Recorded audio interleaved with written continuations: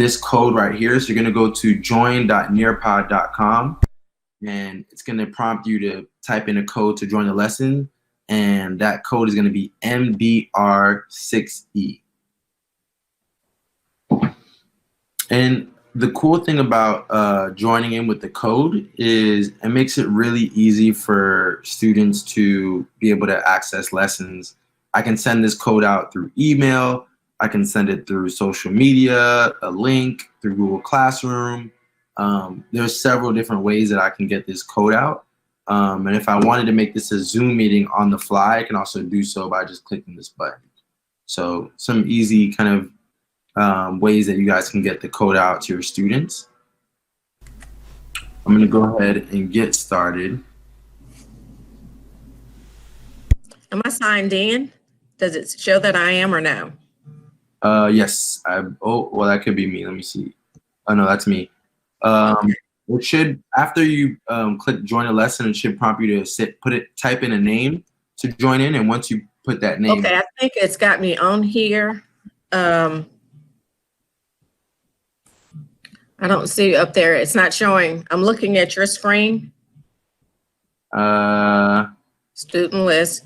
What I'm seeing now is Nearpod, but I don't see where it says join in. It's got open whiteboard, add activity. No, so that's going to be on my screen. If you get out of my screen and go to nearpod.com, it'll have a button, a place for you to join a lesson. So you want to get off the Zoom, or I mean the Google Meet screen that you're on now, and then after the different window, you're going to go to nearpod.com, and where it says to join a lesson, that's when you're put in that code. So as we are kind of getting acclimated, I'm going to give you guys a few hints on some things that you can use here as a teacher. So if you're looking at my screen, you're going to see we have, again, that code always at the top left. At the bottom left, I'm going to have my student list. And you're going to see some green lights by that name. If for whatever reason I maybe log off or go to another screen, you're going to see that that light will then go from green to red. So that's always a good way for you as a teacher to kind of just keep an eye on who's actively participating in the lesson and who might need a nudge. I have my scrubber here where I can kind of move around across the lesson if I need to. And then I can hide student names on the bottom right. And then lastly, I can actually choose to draw on this actual slide if I need to at any point by clicking that button over here to the right. I can open up a whiteboard and draw on a blank screen if I'd like. Can add activities on the fly like web content, open-ended questions, a draw it, an actual slide, or true or false, all on the fly over here on my top right. So we're gonna go ahead and get started. So with all of that in mind, we're just gonna take a little bit of a look at what Nearpod 101 looks like today, and we're gonna do so with starting with what is Nearpod, right? So basically with Nearpod, what you have is a resource bank of over 9,000 lessons that are ready to teach and align to state standards. And you guys can have access to all of those lessons. But if, like I'm sure most of you teachers already have a lot of lessons that are saved into Google Slides, you can start with those, right? So you don't necessarily have to, we're not looking to take away the teacher autonomy away from, lesson planning, but maybe I'm taking a lesson that I have on, health, and I know it's a really good lesson, but just Nearpodizing, right? Adding in maybe a virtual reality or a collaborate board and adding in some engaging activities. And, that's also a really good way to start with Nearpod as well. Something that's been really helpful with Nearpod is this is something that can flex between physical classroom, distance learning, hybrid, right? So when we think about just what has happened in the course of this last year and how we kind of were all kind of going through normal, and then it was completely just distance learning, and now we're moving into this hybrid stage, and hopefully at one point we get back to just being in the physical classroom. this is a resource and a solution that's going to be able to fit all of those different modalities and seamlessly as well. So I think that's something that makes it, something that should be here to stay for, a lot of folks who are using Nearpod. Now, I made a sample lesson so that you guys can see what a lesson looks, feels like, and I did it on our solar system. So we're going to go ahead and get started. This is a collaborate board. It's just asking, what do you guys already know about the solar system? I can easily approve posts before they come in or choose not to and apply that for the rest of the lesson. I'm going to go ahead and click no today. And for any of my people who are in the lesson, go ahead and let me know anything that you know about the solar system. Any questions, thoughts, comments, go ahead and put it in.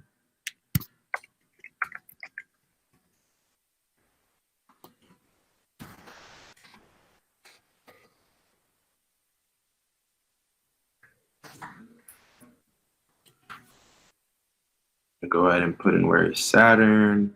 I'm gonna actually add in a thing. Boom. So what I love about the collaborate board, Jupiter has 21 moons. Wow, I didn't know that. What I love about the collaborate board is I think it's super low stakes, right? There's no right or wrong answer here. It's not like, if you put a wrong answer here, someone here just put Jupiter has 21 moons. If it's wrong, it's wrong, but it also may be a good discussion point, right? We may now start to talk about planets and their moons, and sometimes that's what happens with these collaborative boards. So I like it because I think it's really good for just kind of crowdsourcing information. So and just learning, prior knowledge, right? Like where are my students? What do they know about the solar system? So I love to kind of start my lessons off with this. Thank you guys for those who shared. Now, after we kind of get in tune with, what we're learning about today, maybe start with the collaborative board, I may look to do a virtual reality, right? Really immerse my students into what Nearpod or what the concept looks and feels like. So here I'm on Mars, and I can have VR. For those of you who are in the lesson and have a device, you can actually, if you have like a mobile device, you can pick it up and move it around, and the accelerator will move with you. If not, you can just enter the VR goggles on your screen and move around. If you look up, it'll give you the sky. If you look down, it'll give you the dirt. But this is where I may ask, I know we spoke about Jupiter's 21 moons. Are we seeing that? Does anyone see Saturn? Somebody put up a picture of the solar. Do we see any other planets? Like really kind of tagging along on what we just experienced and kind of bring it into that virtual space. So here is an open-ended question. With this open-ended question, I can do everything from a Google Translate in this top left where I have reference media. I can put a actual website, audio submission of myself as a teacher, a picture, a video, whatever I want, MP3, I can put in this reference media. But just asking here, what is closer to the Earth, the sun or the moon? And even as a student, you could do audio submissions as well. So I think that's really helpful with students who are maybe struggling with the English language, or if you just want to hear some students, right? I know a lot of times folks use the audio just to be able to kind of get that sense of like, hey, we're here without having a million people screaming at you on a Google Meets or Zoom call. Students can actually just do audio submissions. And then also as a teacher, I can actually share out a specific response, and we can elaborate a little bit more, and it's going to go out to all of your devices where you guys can see it as well. So those are some of those real-time pieces that I think are important with Nearpod, right? Where maybe if we're in a classroom or just in regular instruction might get missed, where here we can really have some of those moments where, I'm doing my checks for understanding, I'm either championing a student and showing what a really good answer, solid answer might look like, or maybe I'm using a wrong answer and we're using that to say like, hey, what's wrong with this answer? What do you guys think could have been improved, things like that. So I think it's a really good way. And the whole time I'm keeping it anonymous as well. So now I have a short quiz. Don't worry about getting any of these answers correct. Just kind of run through it for the folks who are in here.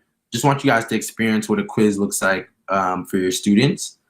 But as you're going through, I'm going to show kind of how we can use the real-time data to our advantage.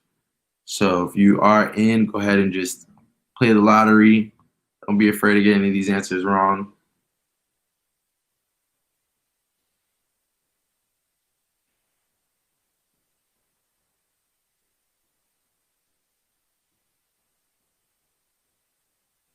All right, so we got some folks who are putting in some questions now. You're gonna see my bar will move as students are submitting answers. This is also a really good time to maybe show student names, right? So, you know, a lot of times I wouldn't necessarily have my student names up, but if I am presenting my screen, this may be a good time for me to say, all right, hey, looks like we all got number 1 correct, right? Which is great. But I saw a little bit of a struggle with number 2 and 3. And this is where we can start to, again, you know, use that real-time data to our advantage. And I can maybe switch to my student view here. And we can have an honest conversation around like, hey, what was going on with number 2, right? Like, why was there, you know, a little bit of a struggle here? You know, I've seen a lot of folks click D and A when the correct answer was whatever. We may even take a look at the reference media and go back to, you know, that Mars overview and really just have those conversations that, again, I think get missed a lot when we're in regular instruction. So these are some of those tools that I think really kind of help Nearpod stand out that I think, you know, is really at the end, of course, the student benefits the most. Another thing that we can do here is share out your live results, individual results. So on your guys' screen as students, you're gonna see exactly how you performed on a quiz right after you did it, right? This was a short 3-question quiz, but this could have been a 10-question quiz that, you know, wrapped up everything we learned today. If there was, of course, a little bit of a meatier lesson. And I think that's, again, helpful because a lot of times I'm sure you guys know we're grading at like 4 o'clock, 5 o'clock, and not getting students back their grades on quizzes until maybe the next day. Sometimes we're just not getting the quiz grades back. So this makes it really easy to get that to your students. And then even if I wanted to add an activity on the fly, right? So maybe I'm seeing that, I don't know if folks are just not understanding number 2, but there was definitely a little bit of a drop in communication. I can do something like, I don't know, Mars rovers are robots, and put true and send that out. And on the fly, you guys are going to get that true or false question, and you're going to be able to kind of just give me a sense of confirmation that you guys are understanding, you're following me, or maybe we know where everyone's getting it wrong. And I know that I need to continue to kind of maybe go back into the lesson, go deeper into the reference media, whatever it is that's going to help kind of move this forward, I can do so. But I love having those on the fly activities on like the tip of my fingers. All right, so I'm going to go ahead and close out on that activity and move forward. So after we're out of that activity, I can go ahead and just kind of wrap up here, right? So this is a really engaging tool that I love.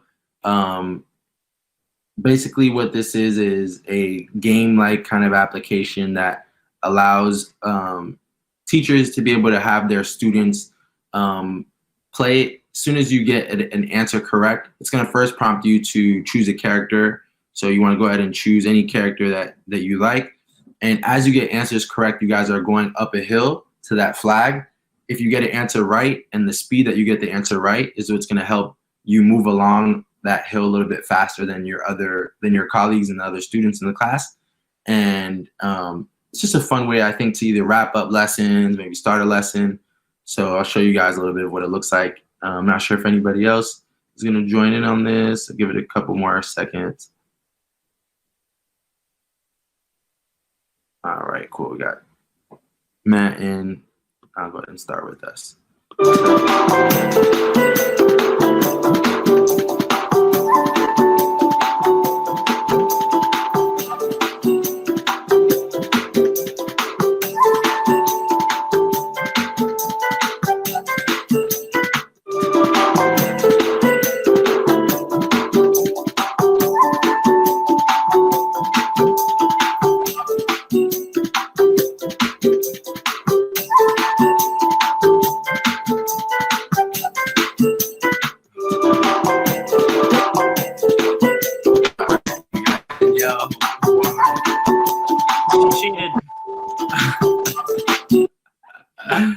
And I always just think that's a fun way to kind of, you know, bring some excitement to the content you guys are learning about. Of course, that was a lot more straightforward than what might be in a real time decline, but definitely a cool way to maybe end a lesson. So that's like a short little mini lesson that I created for you guys.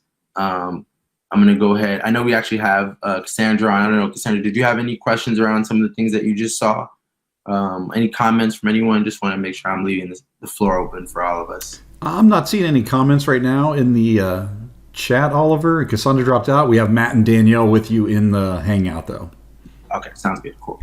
So I will now tab out of my Nearpod, and I will show you guys a little bit of what the lesson library looks like. So as you can see here, this is kind of your Netflix, if you will, of all the different lessons that you guys can choose from.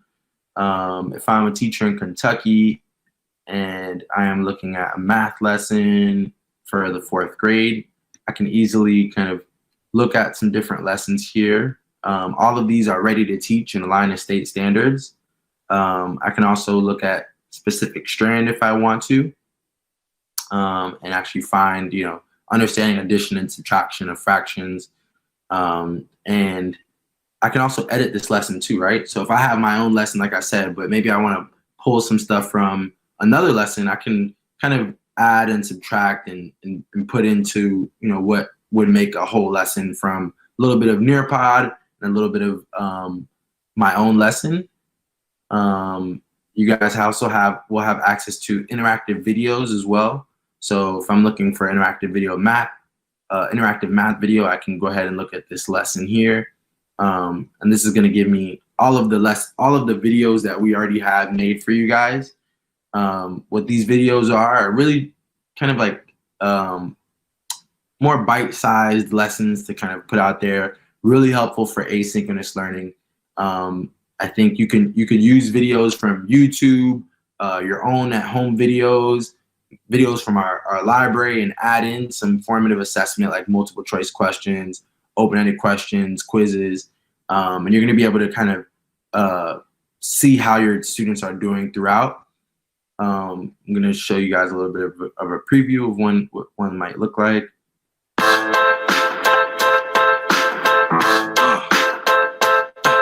Yeah, check it out. Yeah. If 7 guys walked down the street and picked up trash, 9 pieces each, how much trash would be up off the street? That's 7 times 9, and that's 63.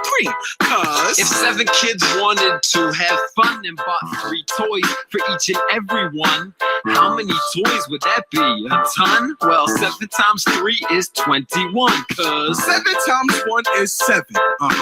7 times 2 is 14. Right. 7 times 3 is 21. It's like I'm crouched down and I'm ready to run. Because 7 name of the numbers on these tables, like 14, 21, and all the rest. Those numbers are multiples of 7, you bet. So when you multiply 7, that's what you get. Here we go. 7 times 6 is. And then here you're gonna have your student able to respond to something like this, the multiple choice question. So just wanted to give you guys a little glimpse of what that might look like. That's actually in partnership with our vocabulary videos. And then we can easily create our lessons here from either Nearpod. I can create them in Google Slides with our Google add-on, or create my videos right here.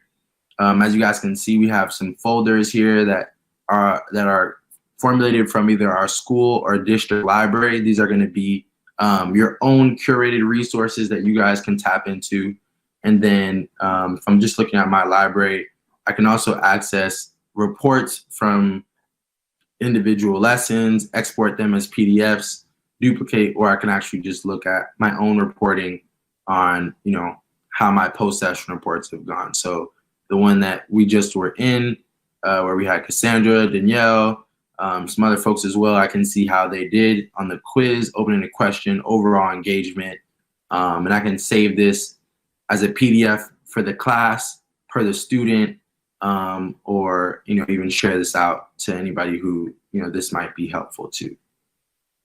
So that is kind of my Nearpod spiel.